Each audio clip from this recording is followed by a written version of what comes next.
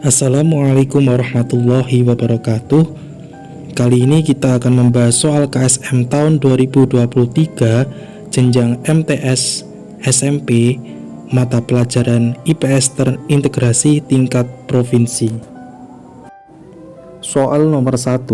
Keunggulan komparatif sebuah negara ditentukan oleh beberapa faktor. Pada beberapa kasus, sebuah negara dapat menjadi lebih unggul pada satu bidang produksi barang dibandingkan dengan negara lain karena didukung oleh faktor seperti makna yang terdapat pada ayat berikut. Nah, ayat ini merupakan ayat dari surah Al-Mujadalah ayat 11. Faktor yang dimaksud adalah A. Kompetensi SDM, B. Jumlah SDA, C. Prasarana jalan, D. Teknologi komunikasi.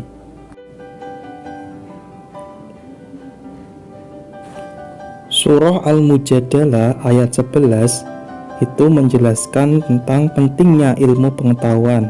Maka faktor yang tepat adalah kompetensi sumber daya manusia. Maka jawaban tepat untuk soal ini adalah A. Soal nomor 2. Australia memiliki 4 bentuk permukaan bumi. Masing-masing bentuk memiliki karakteristik tersendiri. Bentuk permukaan bumi pada salah satu wilayah Australia seperti kandungan dari Quran Surah Al-Fajr ayat 9 adalah A. Coastal Plains, B. Eastern Highlands, C. Central Lowlands, D. Western Plateau. Ayat ini menyebutkan aktivitas kaum Samud yang memotong batu besar di lembah. Lembah itu terletak di antara bukit atau gunung dan memiliki karakteristik dataran rendah yang dikelilingi oleh daerah yang lebih tinggi. Wilayah negara Australia sendiri terbagi menjadi 4. Yang pertama, Coastal Plain, yaitu dataran pantai. Eastern Highlands, yaitu dataran tinggi timur. Central Lowland, yaitu dataran rendah tengah, dan plateau. Tadi sudah dijelaskan, lembah adalah bentang alam yang dikelilingi oleh pegunungan atau perbukitan. Maka karakteristik wilayah Australia yang tepat adalah Eastern Highland, dataran tinggi bagian timur. Maka jawaban yang tepat untuk soal ini adalah B. Soal nomor 3. Laju pertumbuhan penduduk di benua Eropa sangat rendah, yaitu 0,2% per tahun. Rendahnya tingkat pertumbuhan berdampak pada kebijakan imigrasi yang lebih akomodatif dengan cara pengungsi meskipun berasal dari wilayah konflik seperti Syria, Irak, dan Mesir. Kebijakan negara-negara di Eropa ini dapat dipahami sebagai usaha untuk penjelasannya sebagai berikut. Karena laju pertumbuhan penduduk di Eropa sangat rendah, akibat dari tingkat kelahiran yang sangat rendah, dengan menerima pengungsi dan membantu menjaga dan bahkan meningkatkan jumlah penduduk usia produktif yang dibutuhkan untuk mendukung perekonomian, menyediakan tenaga kerja, dan mendanai sistem pensiun. Maka jawaban yang tepat untuk soal ini adalah B. Menjaga jumlah penduduk usia produktif. Soal nomor 4. Globalisasi memungkinkan terjadinya interaksi antar ruang berupa perpindahan ilmu pengetahuan, barang, jasa, hingga manusia. Salah satu dampak dari interaksi antar ruang tersebut dapat ditemukan pada perubahan kenampakan alam di suatu wilayah yang pada awalnya memiliki ciri-ciri seperti dalam kandungan Quran Surah Abasa ayat 27-28. Bentuk perubahan yang dimaksud adalah berupa perubahan. Pembahasannya sebagai berikut. Ketika manusia banyak pindah ke suatu wilayah, akan mengakibatkan berubahnya alih fungsi lahan pertanian seperti pembangunan pabrik, pemukiman. Dampaknya bisa mengakibatkan peningkatan permintaan akan tempat tinggal dan infrastruktur yang mempengaruhi penggunaan lahan untuk kegiatan industri atau perumahan, mengubah karakteristik alam suatu wilayah. Maka jawaban yang tepat untuk soal ini adalah D. Soal nomor 5, Jepang merupakan contoh dari negara yang berhasil dalam mengembangkan industrinya, meskipun tidak memiliki sumber daya alam yang melimpah. Keberhasilan Jepang didukung oleh penguasaan teknologi dan kualitas sumber daya manusia, serta pelabuhan dan bandara yang baik sebagai pintu keluar masuk barang impor dan ekspor. Dengan memahami faktor-faktor keberhasilan negara Jepang ini, dapat disimpulkan bahwa salah satu sebab keberhasilan tersebut disebabkan oleh interaksi antar ruang. Pembahasannya sebagai berikut. Kata kunci pada soal ini adalah keberhasilan Jepang didukung oleh penguasaan teknologi dan kualitas sumber daya manusia, serta pelabuhan dan bandara yang baik sebagai pintu keluar masuk barang impor dan ekspor. Hal ini menandakan kemampuan Jepang dalam menggabungkan semua potensi yang ada untuk mendukung keberhasilan, di mana semua faktor saling melengkapi satu sama lain. Saling melengkapi tidak hanya terbatas pada kebutuhan antar negara, tetapi juga mencangkup berbagai faktor yang mendukung keberhasilan suatu negara dalam konteks interaksi antar ruang. Maka jawaban yang tepat untuk soal ini adalah B, saling melengkapi. Soal nomor 6, liberalisasi ekonomi Hindia Belanda pada awal abad ke-20 telah memunculkan sejumlah industri baru. Pada waktu itu, beragam perusahaan hadir di Hindia Belanda seperti perkapalan, perbankan, penerbitan, kereta api, pertanian, dan perkebunan yang belum pernah terjadi pada periode pemerintahan kolonial sebelumnya. Perusahaan-perusahaan tersebut dimiliki oleh perusahaan swasta Eropa dengan menggunakan teknologi modern yang berkembang di benua Eropa pada zaman itu, dengan tenaga kerja dari negara Eropa, Asia Timur, dan juga dari masyarakat pribumi di Hindia Belanda. Dalam konteks perubahan sosial, kehadiran perusahaan tersebut berdampak pada munculnya perubahan seperti pembahasannya sebagai berikut. Kehadiran perusahaan baru dengan tenaga kerja dari berbagai latar belakang, Eropa, Asia Timur, dan pribumi, mengubah pola interaksi sosial di masyarakat Hindia Belanda, sehingga menciptakan dinamika sosial baru dan merubah pola hubungan antar kelompok dalam masyarakat. Maka jawaban yang tepat untuk soal ini adalah A, pola hubungan masyarakat.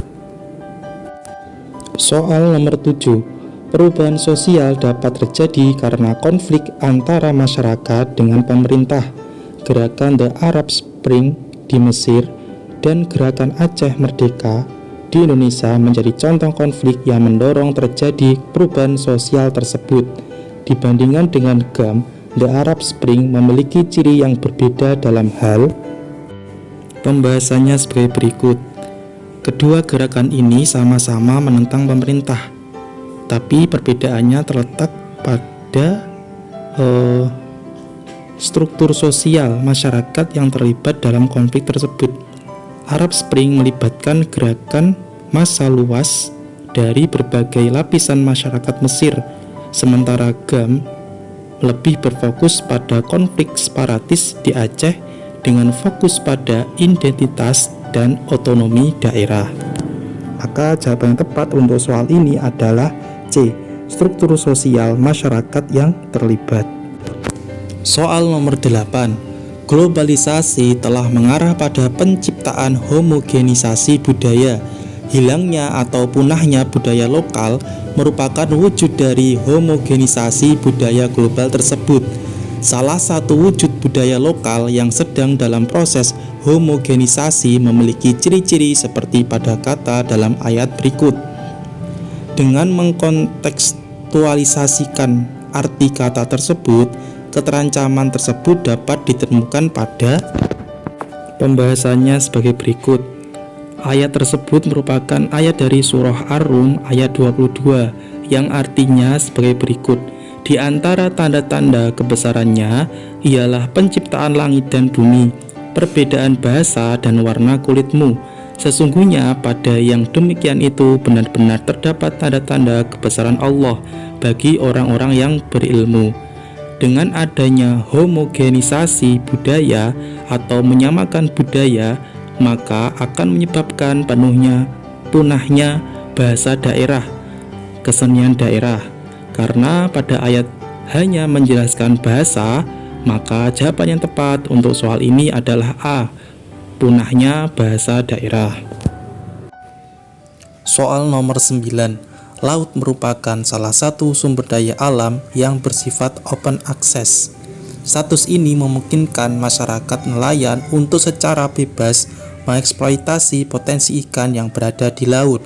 Dalam beberapa hasil penelitian, sifat sumber daya alam ini memicu konflik di antara kelompok nelayan tradisional dengan nelayan modern pada suatu teritori laut tertentu. Dengan melihat pada pihak yang berkonflik, faktor yang melatar belakangi konflik tersebut adalah perbedaan. Pembahasannya sebagai berikut. Nelayan modern seringkali menggunakan teknologi yang lebih canggih dan efisien dalam menangkap ikan, seperti kapal besar dan peralatan modern. Sementara nelayan tradisional cenderung menggunakan metode yang lebih sederhana dan tradisional.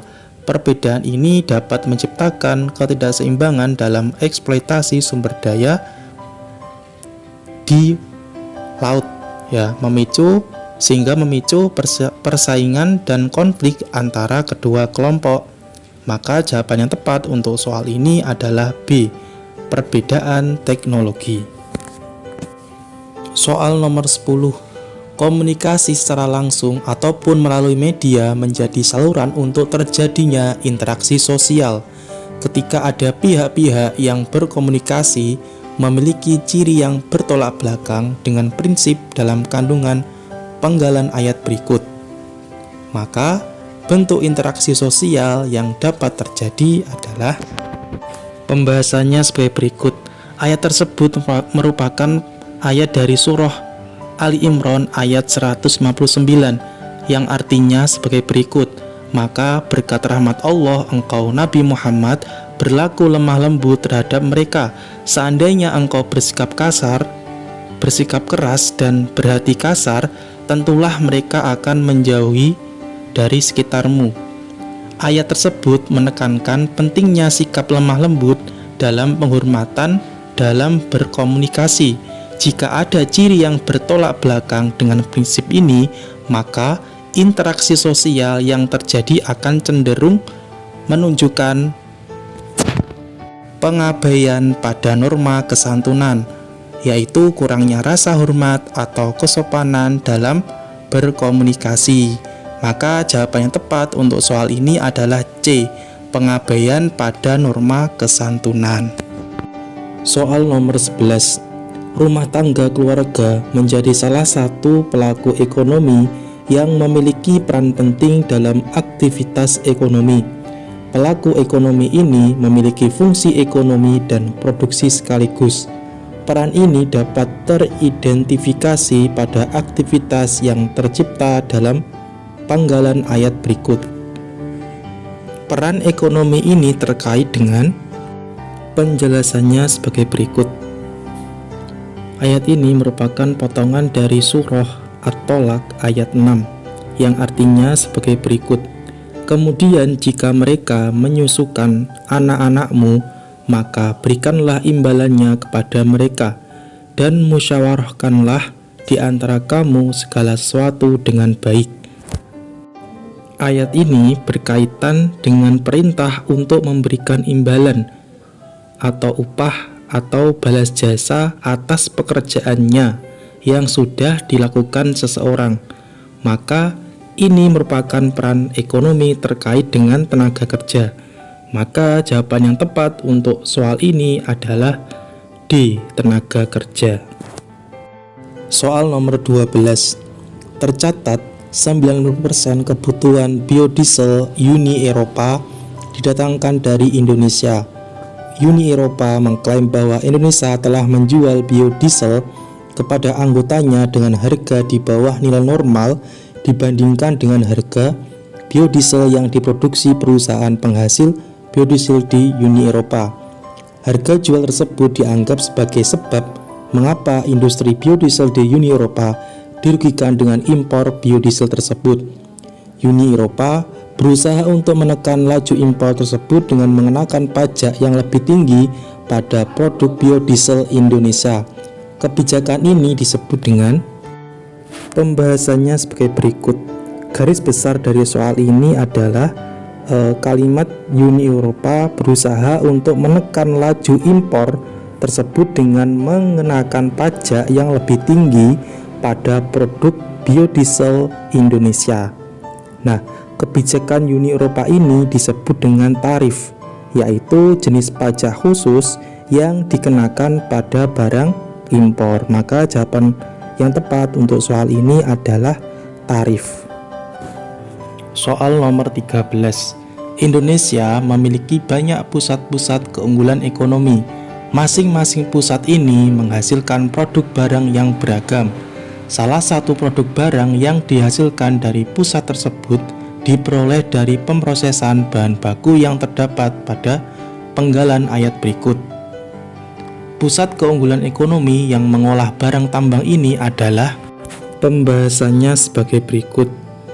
Ayat tersebut merupakan potongan ayat dari surah As-Soba ayat 12 yang artinya sebagai berikut. Dan kami tundukkan angin bagi Sulaiman, yang perjalanannya pada waktu pagi sama dengan perjalanan sebulan, dan perjalanannya pada waktu sore sama dengan perjalanan sebulan. Dan kami alirkan cairan tembaga baginya. Kan pilihan jawabannya. Yang A, PT Freeport Indonesia merupakan perusahaan tambang terkemuka di dunia yang melakukan eksplorasi, penambangan, dan pengolahan biji yang mengandung tembaga, emas, dan mineral lainnya. Untuk yang B, Pertamina merupakan perusahaan minyak dan gas alam milik negara Indonesia. Yang C, PT Krakatau Steel Indonesia merupakan perusahaan baja terkemuka di Indonesia yang beroperasi di kota Cilegon, Provinsi Banten. Sedangkan yang D, PT Kaltim Primakul adalah perusahaan yang bergerak dalam bidang pertambangan dan pemasaran batu bara. Karena ayat tadi berkaitan dengan barang tambang tembaga, maka perusahaan yang tepat adalah PT Freeport Indonesia. Maka jawabannya adalah A. Soal nomor 14. Media berbasis internet menjadi medium promosi yang digunakan oleh para pelaku industri kreatif Indonesia. Produk yang dihasilkan dari salah satu pelaku ekonomi ini dapat berupa produk yang abstrak seperti data, software, berita, hiburan, periklanan, hingga produk material budaya seperti kerajinan tangan, batik, tenun, hingga ornamen etnik rumah. Produk-produk tersebut dapat menjadi keunggulan mutlak bangsa Indonesia jika pemerintah. Pembahasannya sebagai berikut. Teori keunggulan mutlak atau absolute advantage pertama kali diperkenalkan oleh Adam Smith. Teori ini menyatakan bahwa suatu negara memiliki keunggulan mutlak jika mampu memproduksi barang atau jasa dengan biaya yang lebih rendah, atau dengan produktivitas yang lebih tinggi dibandingkan negara lain. Mengaitkan teori keunggulan mutlak dengan pilihan kebijakan yang mendukung industri kreatif Indonesia, maka pemerintah seharusnya mendorong pelaku ekonomi kreatif untuk memproduksi barang lebih efisien dibandingkan negara luar. Maka jawaban yang tepat untuk soal ini adalah A. Soal nomor 15. Perhatikan teks di bawah ini. Kontribusi sektor kelautan dan perikanan Indonesia terhadap pendapatan domestik bruto Indonesia baru sebesar 3,7%. Padahal Kementerian Kelautan dan Perikanan mencatat sektor ini punya potensi sangat besar, 1,3 kali dari PDB alias 130%. Laut kita belum terkelola secara optimal, kata Kepala Badan Riset dan Sumber Daya Manusia KKP Syarif Wijaya dalam webinar pada Selasa 8 September 2020. Luas lautan Indonesia mencapai 6,4 juta kilometer persegi. Dengan luas tersebut, Syarif menyebut total potensi ekonominya mencapai 1,3 triliun US dollar per tahun atau 5 kali lipat dari APBN 2019 yang sebesar 190 miliar US dollar. Langkah mendasar yang dapat dilakukan oleh pemerintah untuk meningkatkan sumbangsi ekonomi kelautan pada domestik bruto adalah pembahasannya sebagai berikut. Mengubah orientasi pembangunan menjadi ocean-based development berarti memusatkan perhatian pada berbagai aspek pengelolaan dan pemanfaatan sumber daya laut yang berkelanjutan, termasuk infrastruktur, teknologi, kebijakan, dan pelatihan yang secara keseluruhan akan meningkatkan kontribusi sektor kelautan terhadap PDB. Perhatikan pilihan jawaban A, menambah jumlah pelabuhan penangkapan ikan. Berarti itu hanya berfokus pada infrastruktur. Untuk yang B, memberikan kredit murah untuk pengadaan kapal penangkapan ikan, itu hanya membantu pembiayaan nelayan. Untuk yang C, melakukan diversifikasi usaha nelayan berbasiskan produksi ikan, itu hanya meningkatkan pendapatan nelayan individu.